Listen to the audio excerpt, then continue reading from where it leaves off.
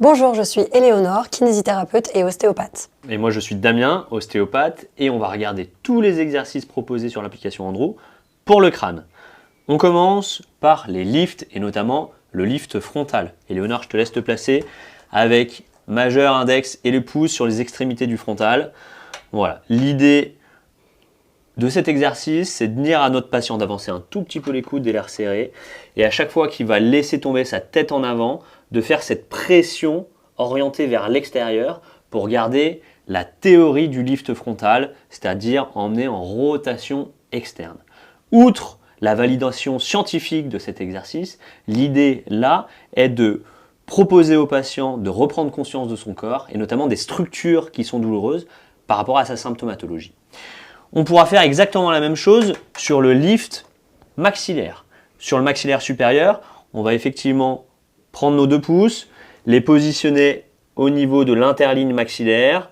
Une fois qu'on est là, on laisse tomber la tête avec le poids de corps sur nos 2 pouces.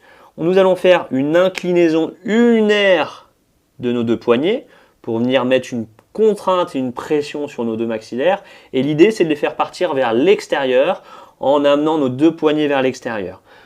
Même principe, sur cet exercice, on peut rester en compression avec le poids de corps.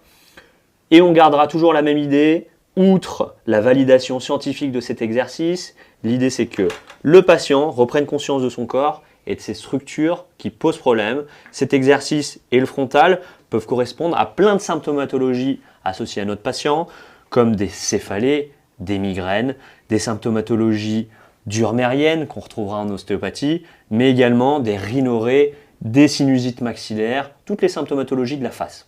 Pour les symptomatologies de migraine, de céphalée, nous aurons également le massage des muscles temporaux. Donc on vient placer nos 2 loges, ténard, hypoténard, au niveau de nos muscles temporaux. On repose les doigts sur le crâne. Et l'idée, c'est de venir faire des cercles de bas en haut. Alors dans l'autre sens, et hop, super. Dans ce sens-là, pour venir masser nos muscles temporaux, on va avoir une activation vasculaire de ce petit massage et un relâchement de ces petits muscles temporaux. Encore une fois, l'idée, c'est pas forcément d'avoir une validation scientifique de cet exercice, mais c'est que le patient vienne prendre conscience des zones douloureuses et vienne les activer. Toujours au niveau du crâne, alors je ne t'ai pas raconté Éléonore, mais la dernière fois je suis rentré à la maison, ma femme avait la mâchoire bloquée en ouverture, ça a été une catastrophe. Il y avait une petite douleur et notamment une petite gêne au niveau du ménisque sur l'ATM. Heureusement qu'elle avait un ostéopathe à la maison. On a pu travailler ça pour la sortir de l'enfer. Mais juste après ça, ce que je lui ai proposé de faire et ce qu'on préconisait aux patients en fin de consultation sur les prises en charge de l'ATM, c'est de venir masser les masséters, et notamment le masséter qui pose un problème sur l'ATM travaillé. Vous allez voir que ce massage est douloureux. Si c'est douloureux, c'est bien qu'on est sur le masséter. Donc l'idée, c'est d'ouvrir la mâchoire, d'avoir un contre-appui avec le coude, et avec ses doigts plutôt tendus, de venir prendre un appui sur le masséter, voilà, et de faire des micro-circumductions avec le poids de tête sur le masséter. Et on fait des légères circumductions vers l'extérieur.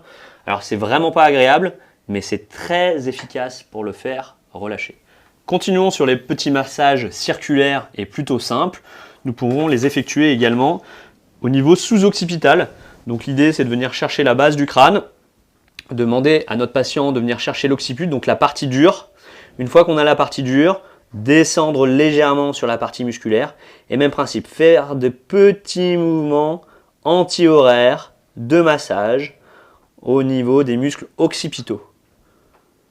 Donc après une DSO, après des contraintes de compression au niveau occipital, c'est des exercices qui peuvent être demandés à notre patient et qui vont accentuer l'effet de notre consultation. Dans l'idée d'avoir de l'activation générale et notamment pour le crâne, on retrouvera nos exercices prière to sphinx qu'on a pu voir sur la partie dorsale, sur la partie lombaire, sur la partie cervicale.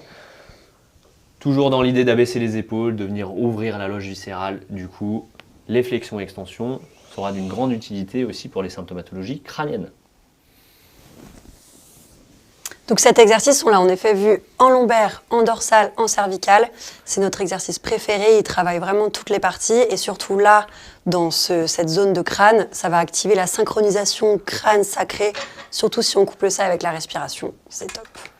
Allez, on va travailler à peu près Dans la même optique, de la mobilité, mais au niveau dorsal supérieur cette fois-ci. Donc, très important pour notre partie crânienne. Tu recules encore un tout petit peu les genoux qui soient au-dessus du bassin. Et l'idée, c'est d'activer ce qu'on a déjà expliqué. L'hyperlordose et l'hypersyphose entre les omoplates. Et on inspire à chaque fois qu'on a la tête qui se redresse. Et comme vous pouvez le voir, on aura toujours cette action crâne-sacrum qui sera un exercice fait par notre patient. On passe allongé sur un exercice de décompression de la base du crâne. Pour cet exercice-là, je te laisse t'allonger, Léonore.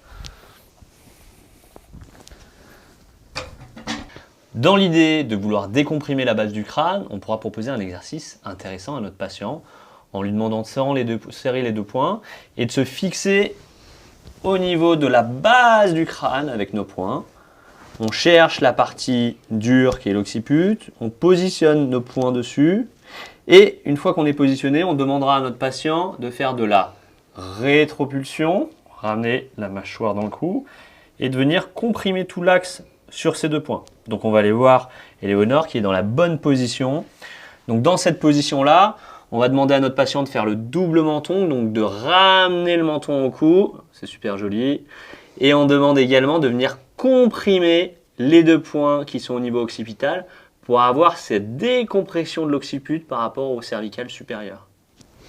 Un très bon exercice aussi pour les névralgies d'Arnold. Effectivement, vu qu'on vient décomprimer cette base du crâne, on aura un accès à tout le paquet vasculaire et tout le paquet neuro qui en sort.